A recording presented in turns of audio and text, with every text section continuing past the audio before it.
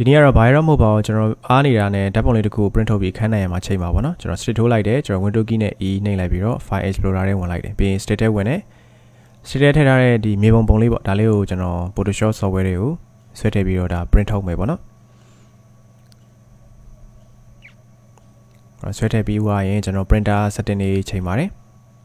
control B နှိပ်တယ်ကျွန်တော် printer ရွေးတယ်ပြီးွားရင် printer setting ထဲမှာကျွန်တော် setting တွေသွားချိန်ပြီးတော့ဒါ print ထုတ်လိုက်တယ်ပေါ့နော်ဒါဆို print လေးထွက်လာပါပြီphoto paper ကြောင်ချစ်သားနဲ့ကျွန်တော်ထုတ်တာပါကြောင်ချစ်သားလေးကိုကြိုက်လို့လေတခြားလေးတွေပါတော့မိုက်တယ်ပြီးွားရင်ကျွန်တော်ကလောင်းမို့လုပ်ပါတယ်ကျွန်တော်ကလောင်းပြီးွားတဲ့အခါမှာကျွန်တော်ဘောင်းအမဲရောင်လေးတစ်ခုပုံနေတော့အဲ့ထဲကိုသွင်းပါပေါ့နော်နောက်ကပင်ကုန်လေးတွေကျွန်တော်ဓာတ်နဲ့လှန်လိုက်တယ်